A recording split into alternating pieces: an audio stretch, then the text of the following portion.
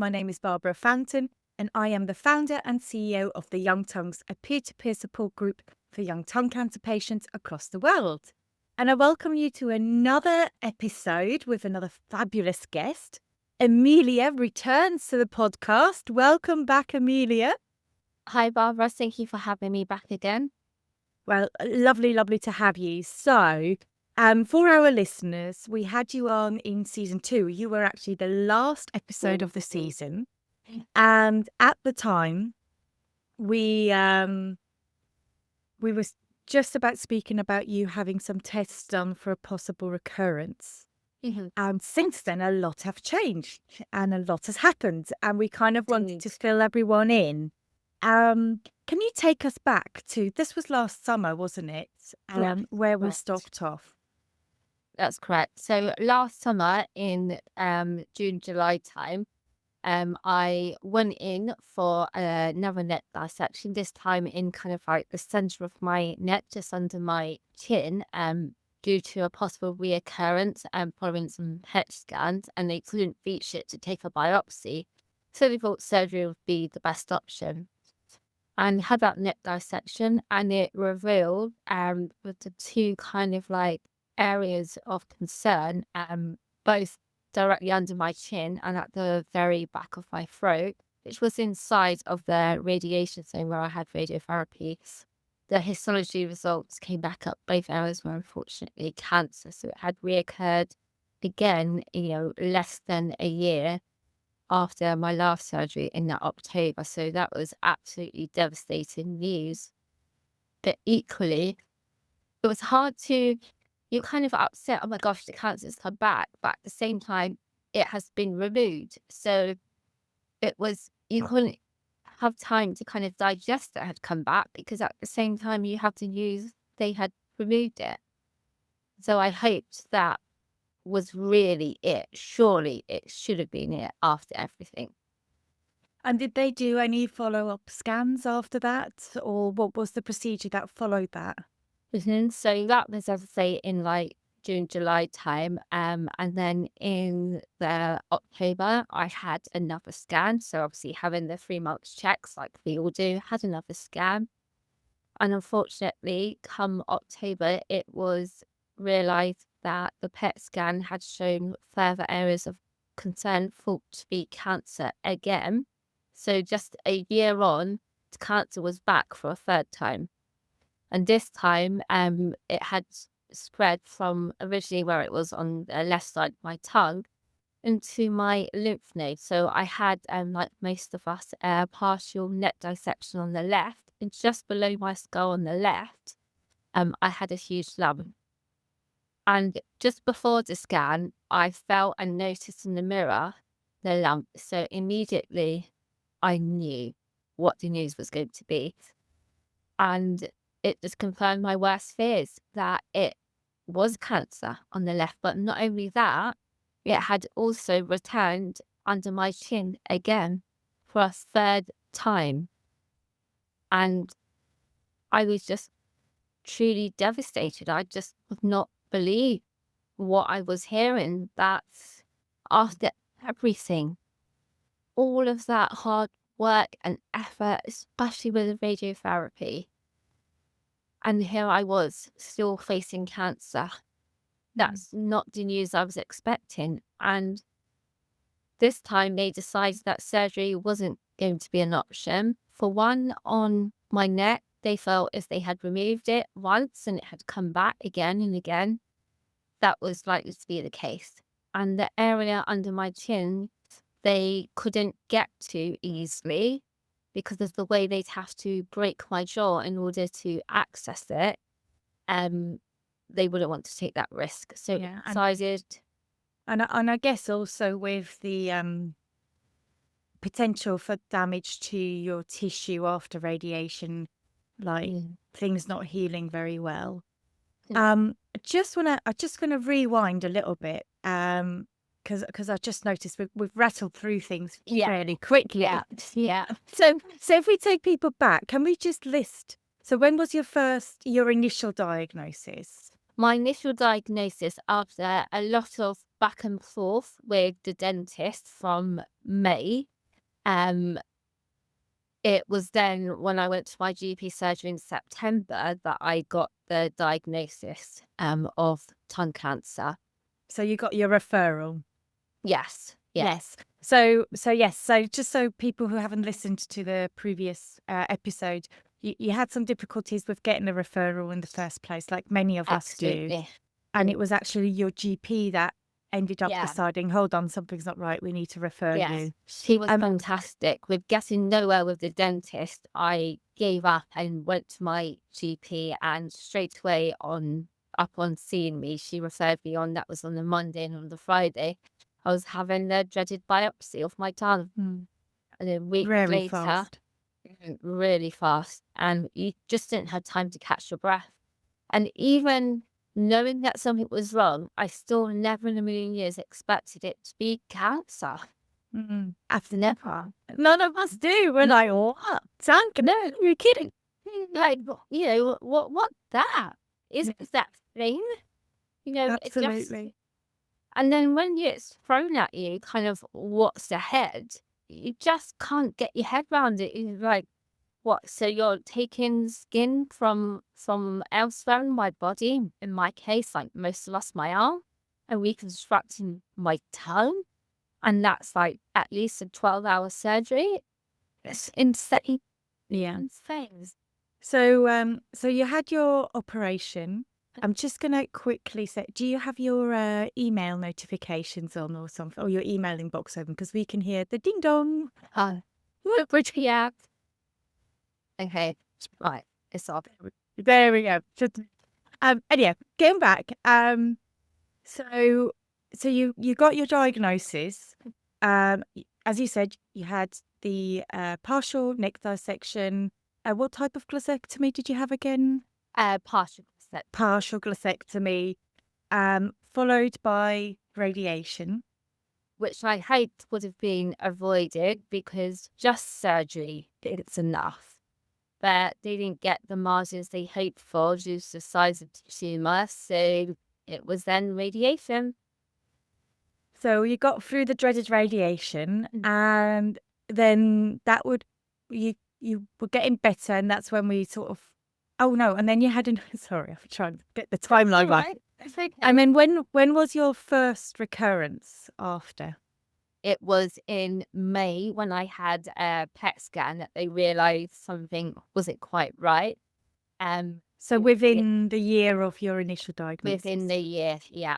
Within Yeah. the year, so yeah, a really short time after. And that was not on my tongue, despite I had a few biopsies after the surgery, which was even worse. Even the worst one was just like a week, after radiation finished, that I had a biopsy.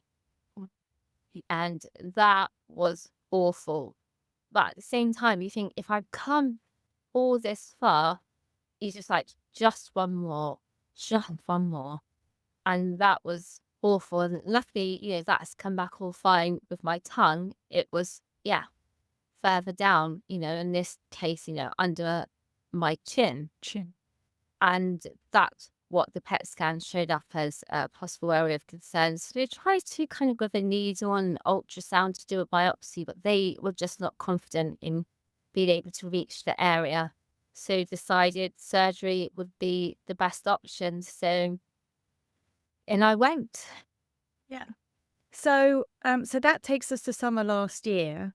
And that's where we ended our last podcast with me. It was, I think, within days of me going in for surgery. Yeah. And going in for that second surgery, I was scared, but at the same time, I kept reminding myself, compared to the first surgery, it's really straightforward. It's simple. It's not going to be as scary, but still, when you remember what the neck drain's like, that in itself, and I found it really uncomfortable when they removed it. So I was fearing what that might be like, especially after the first time, and how it impacted my vocal cords because, as you know, and anyone else that's listening to last podcast I was on, I had vocal cord palsy. So Mm. I was worried, am I going to have that again? And even though it wasn't my tongue, it was still an area around my vocal cords and how my speech would be impacted again. So I went in, felt like hoping for the best. Hmm. And when I came out of surgery, I was relieved it was all over.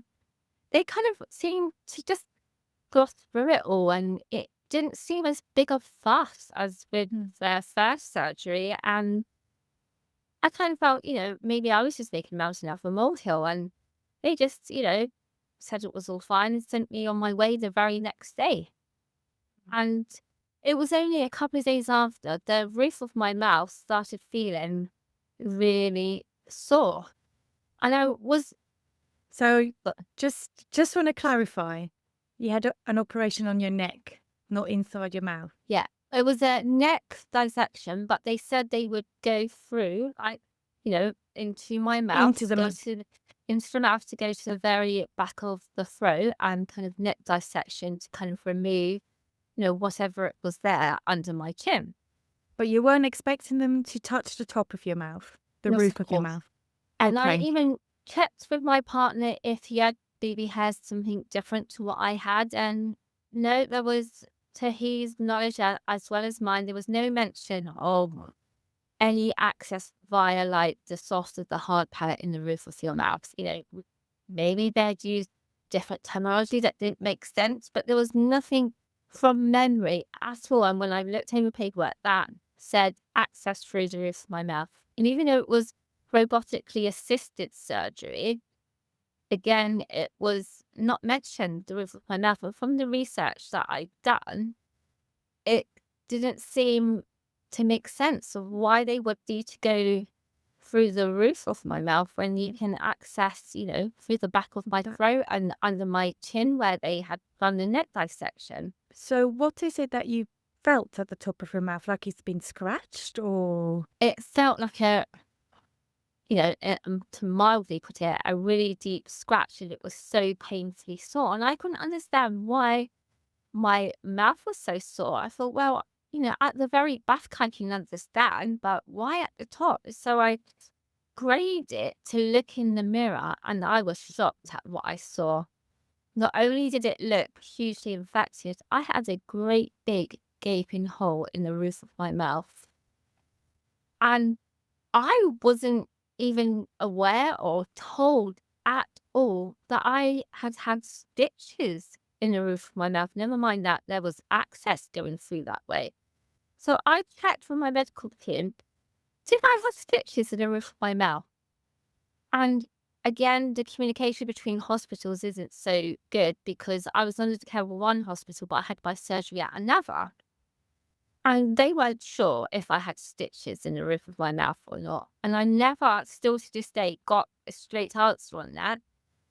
But I mean, for anyone listening later in time, this is like more than 6 months later. yeah, And we've still done. Okay. yeah, So well, let me just respond to that. Firstly, I just want to say I'm really sorry you went through this experience in this way. I think we all agree that before you were sent home, someone should have said to you, this is what we've done.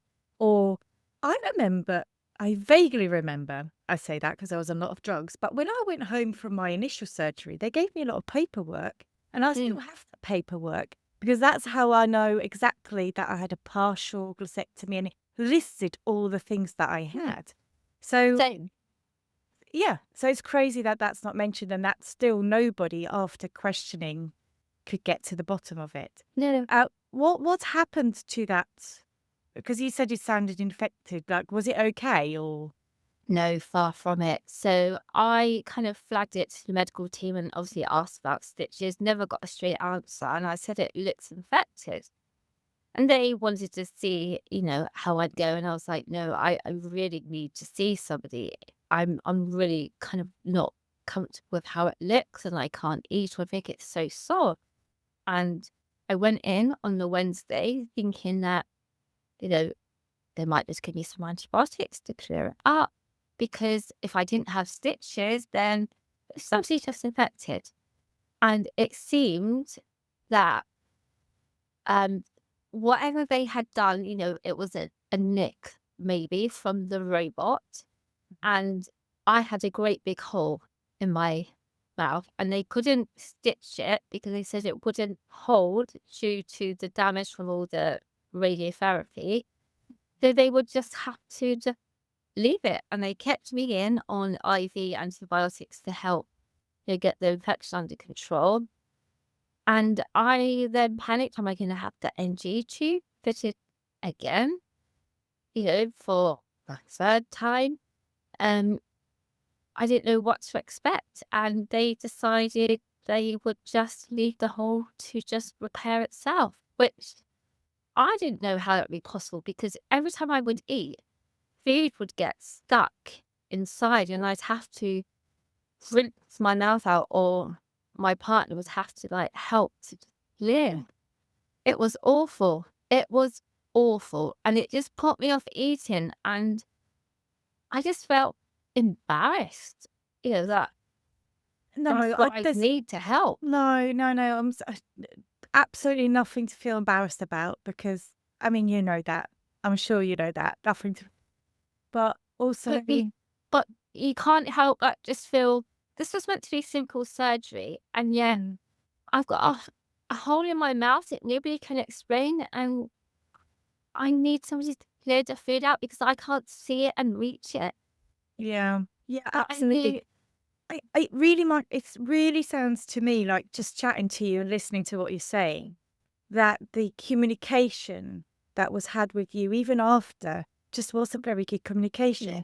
because it sounds like they didn't give you any sort of guidance on what you can eat, what you can't eat, Yeah. how you need to eat it out, how you need to keep it clean, how to prevent more infection, or Right. even reassurance that going, it's going to take time, but it will heal, to give you that confidence to go, you having built this around. Sorry. Yes, unfortunately. So sorry. That's fine. Let's hope the very special AI editors is gonna make them out. So we'll see. Possibly up in bad time. Listeners, if you can hear any banging, there you go. You don't know what it is. So yeah, no, just in terms of like giving you that reassurance to know this is temporary and I'm going to have to be patient with it. I think you psychologically have a completely different approach to it Yeah. than feeling anxious about it. Yeah. Did it eventually heal? Thankfully, somehow, by some miracle, it did. And I just could not believe it, how something that was quite sizable to just over time heal itself.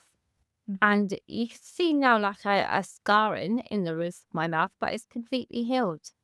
That's And amazing.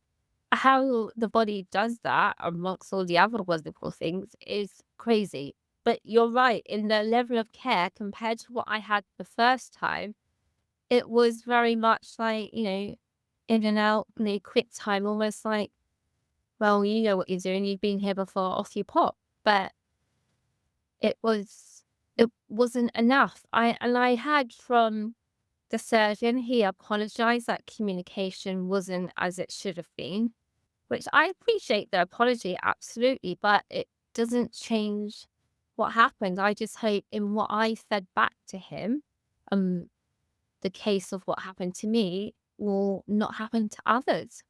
Mm. And they do highlight, the issues. And if somebody's had stitches in the roof of their mouth, to tell them. Yeah, absolutely. And to be fair, you are not alone. And we know that from the Facebook community by the questions that we get, that sometimes that level of communication isn't where it should be or where we would expect it to be. But by hopefully having these conversations out in the open, and also the work that we do in cooperation with clinicians and best practice standards, hopefully that will only improve.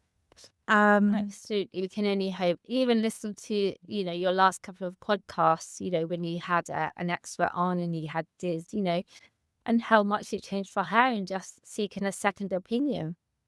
You know, that makes me feel less alone, but disappointed that that's where a lot of us end up. Absolutely. So, so now you had your operation, you had another scan, things popped up again um under your chin, and you said on the side of your neck where you could physically see that there was Yeah. It was some. like a huge lump. I mean, now, thankfully, you can't see anything, but it was a huge lump that just stuck out. It was very obvious.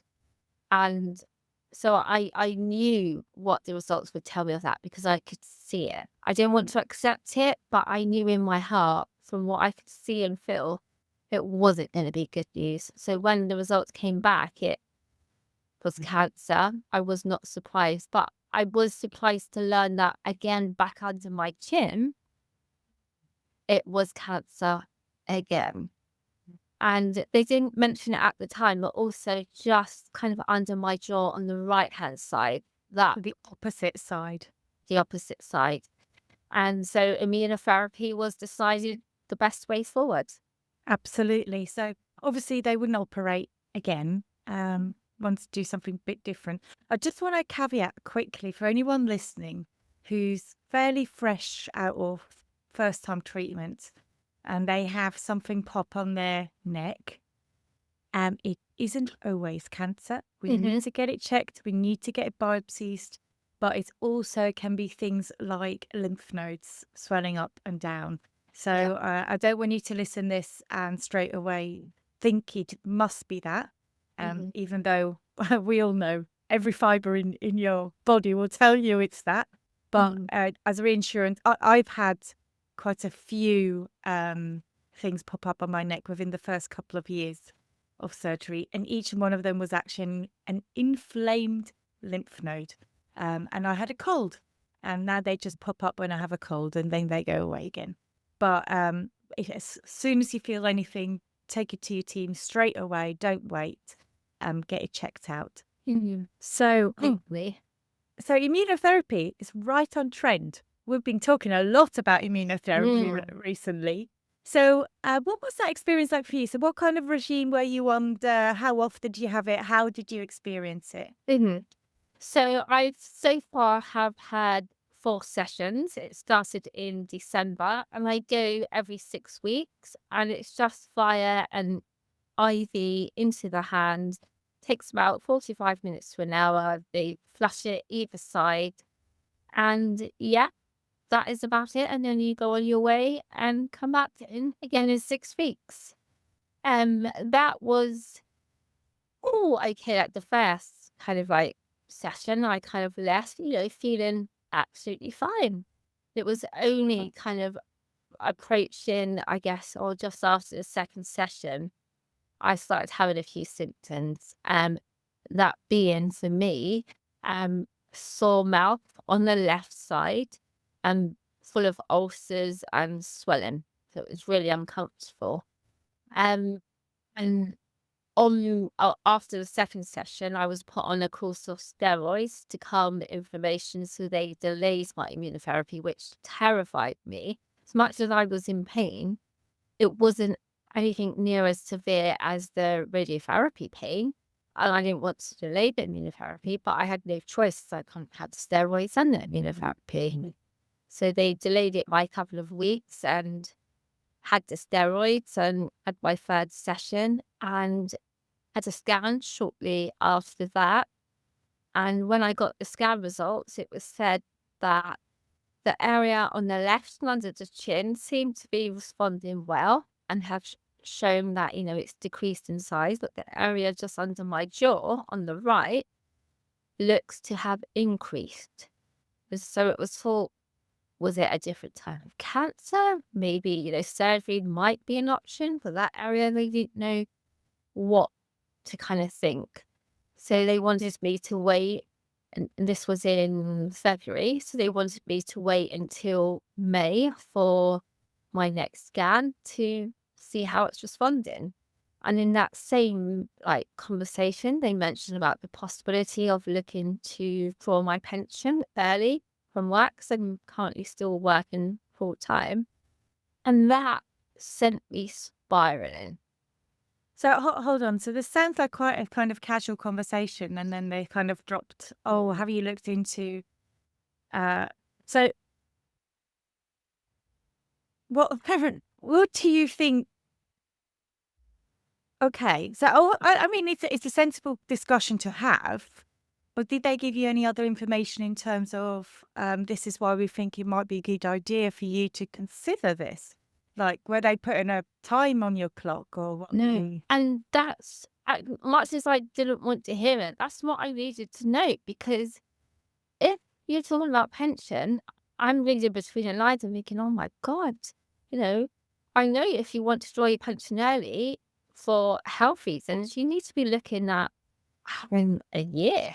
So I thought, oh my God, is that what they're telling me if I read between the lines? But yeah, I never got straight answers, and I left there like not knowing where my head was at. I then took time out of work because it just felt too much.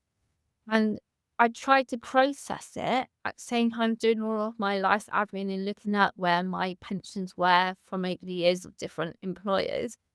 And I scheduled a follow up with the oncologist because I needed more information, and I carefully wrote my questions and I sent them in advance of my it was a telephone call because she couldn't see me face to face. So she knew what I wanted to ask. As I wrote those questions, I was in tears. I was fearful. And I still again didn't get straight answers, but she said to me, worst case scenario, you could be looking at months. But there are some patients that after immunotherapy, they can, be 2 years post and not have a recurrence. So I had good news for hope, but also the worst case scenario, but didn't know in any way, shape, or form where do I sit in amongst this. Yeah, and it's a difficult decision to make in terms of drawing your pension because firstly, you have to provide quite a lot of evidence Mm. for them to release your pension early. So I assume the oncologist must have felt that you have a good enough case that they could And she supply you said with that. she'd support me with all the information that I need to do so. Yeah. But on the flip side, a pension isn't limitless, is it? No. And if you get the maths wrong and you are well for longer than what anyone thinks, you also have quite a young family. We have to mention you have dependents. Mhm. Um, yeah, it's a really tricky situation. It's actually a really interesting discussion to have because we've not had them had that particular conversation on our podcast.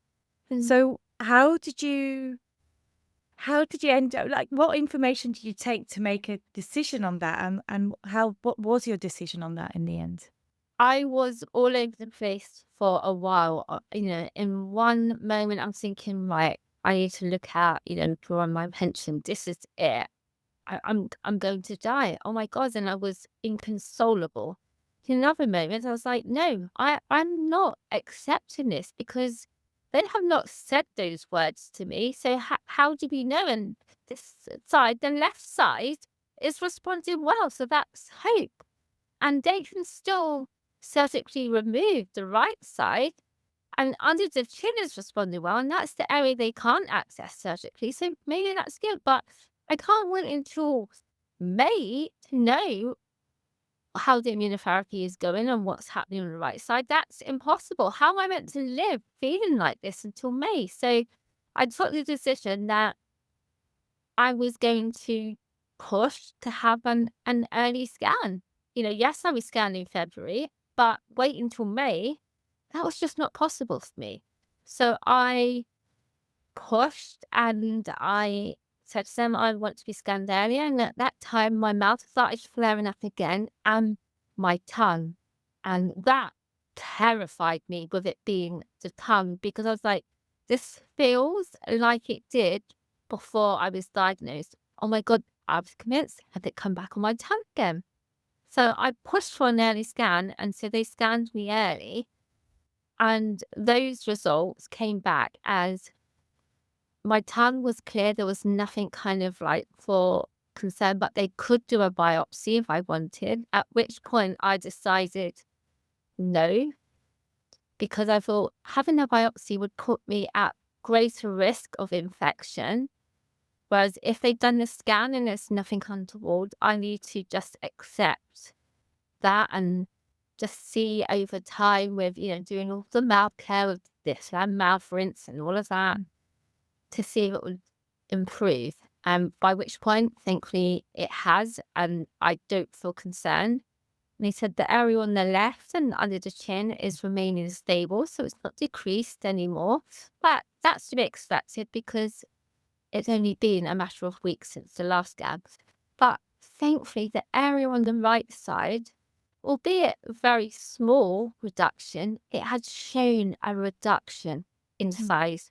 So the immunotherapy was working all round. I was so relieved by that. I clung on to that. So I thought, okay, with having this information, that can give me as much hope as I could possibly wish for right now. Because I'd love cancer just magically go away. But if that's not to happen, the fact the tumour's responding well and shrinking is good news. So with that information in mind, I made a decision at this point not to draw my pension early. And after having 3 weeks off work, I would return to work and try to keep my life normal and just day by day, scan by scan. And if when I have scan results that tell me bad news, I won't draw my pension. That's my decision right now. I think I'm fortunate with my employer that I can work from home. I have a phased return to work, so I'm not straight back in the office working full-time hours, and that makes all the difference. It means I can, retain that bit of my identity and return to work and try to balance it. Am I nervous that, when I go back up to full-time hours? Yes, absolutely, especially with the brain fog and the fatigue. But I'm trying not to, catastrophize and worry about the what ifs. And just right now, I'm phasing my hours in and we'll just build it up and cross that bridge when I come to it. And at best, I would say I would rather look to reduce my hours than to draw my pension early, because I'm not ready to accept that. Not right now. That's too big a thing. Good for you, Amelia. And on the flip side, should you ever have to make that decision in the future, you've now done the life admin to know what you need to do. Yeah. In a way, you go like, okay, at least I know what to do Yeah. now. Absolutely. Yeah. And obviously we all hope that you don't have to make that decision. But I also kind of feel from other conversations we have had and this conversation that you are realistic in terms of knowing all the possibilities from worst case to best case, but keeping focused on the best case outcome for now. I think by default, I'm always kind of like glass half full and thinking positively. And I try to shut out these negative kind of scary thoughts as best I possibly can in order to keep moving forward. But at the same time, I wonder if that then makes me in denial of my diagnosis and the possible reality, because I don't want to accept it and can't. I mean, I would say that someone who questions themselves if they might be in denial is probably not in denial. I think you're all right. I'm the purple. I think you're all right. So looking ahead. So I need to mention there's also big congratulations because you've also had some life stuff happen. So amongst all of the rubbish, so a real good positive silver lining is at the beginning of my diagnosis, as we discussed in the last podcast episode we did together, I had started seeing somebody new, and I gave him the option to tap out because of the enormity of what was ahead. And he stuck with me and has been my absolute rock throughout. And just before Christmas last year, he proposed. So, yay, in days. So, yeah, really, really excited for that. And that has just been a real kind of positive kind of thing to hold on to in amongst the chaos of this cancer world. Oh, congratulations. I'm so Thank happy for you. you. And been obviously following you on social media, and all the happy photos is lovely. Now one of the things I wanted to kind of touch on with everything that we've talked about, and you've obviously been on an absolute roller coaster over the last, well, 2 years now, I think. Yeah, coming up a year and a half, 2 years in September. Yes. So, and with that all, you also, I mentioned it earlier, you have a fairly a young family. I don't know if that's right because they're not babies anymore, but you have kids. So I just wanted us to reflect a bit on um Mm. how has your experience been as a mum through all of that, and how do you feel your kids are dealing with what's Mm. happening? That has been really hard because I can't be, like, there for them as much as I would like to be, or have the capacity to kind of support them in the same way I would have before, because so much time and energy is focused on the cancer, and I'm there for them as much as I can be, but I just don't feel it's enough in the same way, and I carry that mum guilt hugely. My middle child, who's almost 20, she has almost become much like a carer because I don't live with my partner yet, but that will be, spoiler alert, news for the summer, and where we will be kind of living together. I'll be moving in with him. So she's at home with me, and she has really stepped up, and she's almost become the mum, and I'm the daughter in the way that she would take care of me, whether it's making food or, doing homework, with my 11-year-old. And I feel guilty for that because the pressure it puts upon her. And when I took the time out of work for my children, they knew if mum's not working, this is bad. And my youngest, Florence, she, asked if everything was okay, if there was something that I wasn't telling her because I'm not going to work. That's bad because she knows it's unlikely to just take time off, especially, if it's because of cancer. She was convinced that I was holding information back from her. And that's hard, especially on a bad day where you just want to curl up and cry and shut the world out. But yeah, for your children, you have to put on that brave face because you can't break their hearts even more so than it's already breaking. And you can't tell them your worst fears. Even though I encourage open and honest relationships with them, how can I tell them what I'm fearing the worst? Mm, I just can't do that. yeah.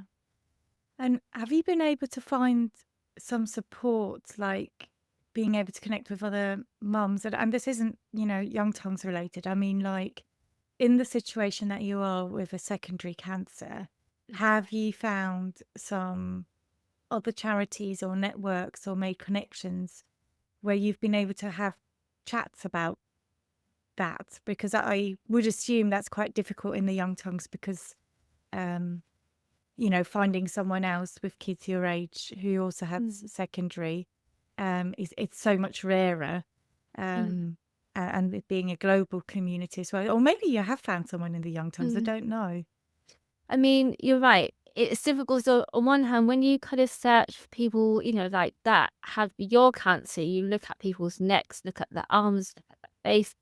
You might find somebody that you can connect with on that level, and that's a great support, but not in the terms of whether it's the multiple reoccurrences or, having children. At the same time, if you can connect with somebody, which I have done via Shine and they've been great, and connecting with people that have had a reoccurrence and having like life limiting conditions, that is great because you can identify in that way, but it's not the same if they don't have children or because it's not their mouth, it's a different type of cancer. So I guess I just take in bits from everywhere because there's nobody that I have found that is in my perhaps unique situation at Mm. my age with my cancer, with having children and juggling what I do.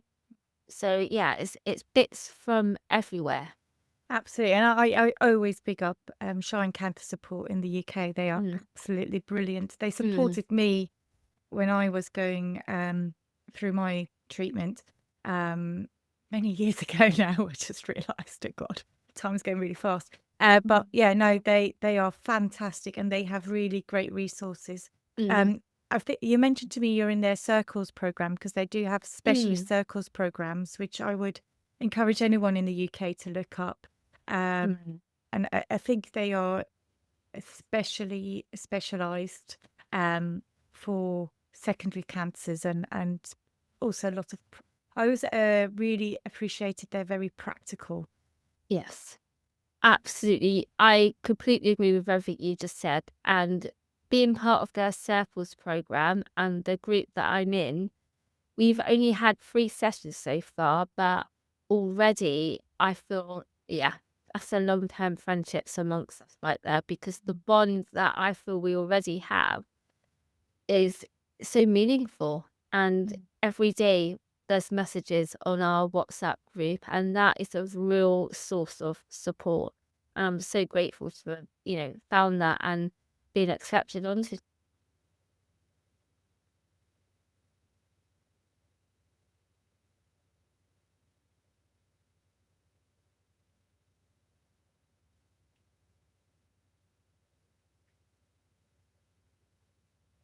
Oh, and we're back. I know what happened there. You just did the period, and then come that. Uh-oh. Um, shall we just to finish that out, you were saying to be accepted onto the Circles program as well.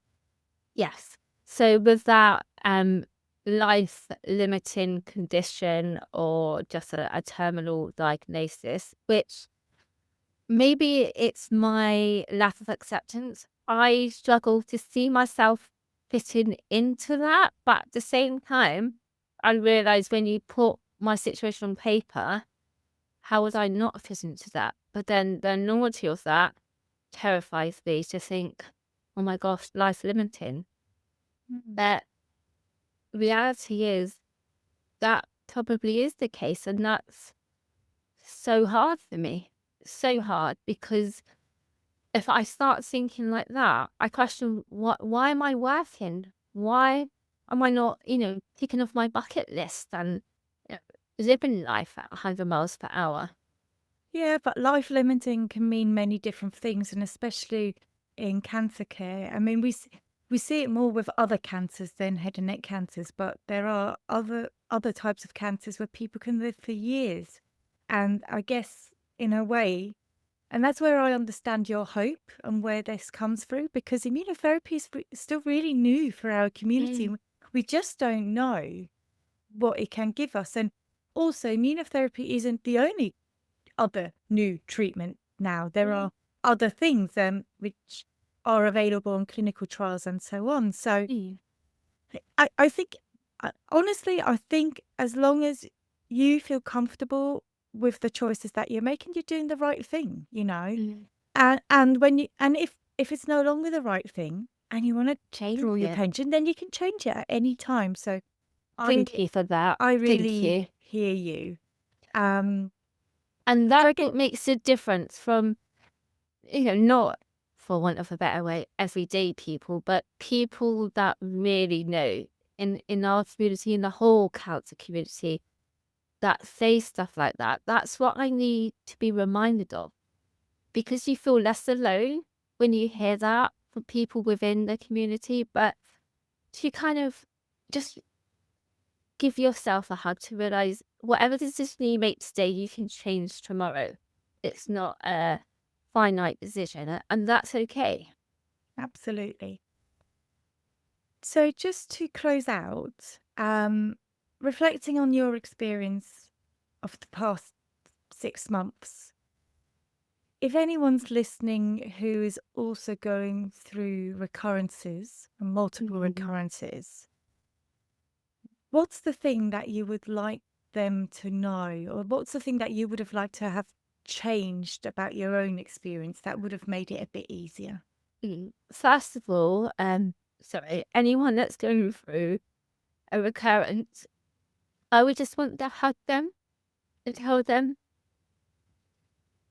I see you, I hear you.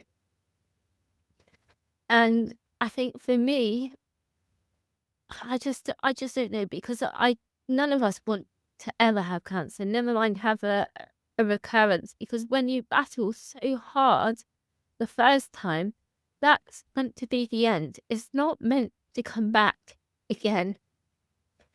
And I guess for me, it's having, I guess, more honest conversations. And I know there's no crystal ball to be able to, give you an exact outcome, but just honest conversations to know what options are on the table and what each means. Because if it wasn't for, the expert that you had on talking about immunotherapy, I wouldn't know half of what I know now. And that information should be available more readily to know, okay, if you have immunotherapy because of your markers, your biomarkers, this is kind of what the prognosis could look like. Just to have a more real conversation to know what prognosis is, because time becomes even more important when you feel like you're on borrowed time. And to not know from one extreme to the other is really hard. So I think it just having a better understanding of that might make a difference for decisions that you look to make, i.e., whether to stop working, reduce your hours, draw your pension, rather than kind of feeling like it, which extreme are we in? What do I need to look at? That's what I would have liked to have known more of, and that's still how I feel now. Thank you, Amelia. Thank you so much. Thank you so much for coming back, for wanting to come back on as well. I mean, you reached out to me and I was very happy to have you because I'd never presumed that somebody would want to come and give an update. But thank you so much for coming on, for sharing what you're going through, and for your honesty. I really, really appreciate it. And we will be cheering you along and hope only the very best. Thank you, Thank Amelia. you so much, Barbara. Thank you. Happy to help and come on again anytime. Thank you. And to our listeners, thank you so much for being with us again. If you'd like to come onto the podcast, we now have a application form you can fill out. It's on our website, www.youngtonguesglobal.com. And otherwise, we will see you next week. Thank you very much. Bye-bye. Thank you. Bye.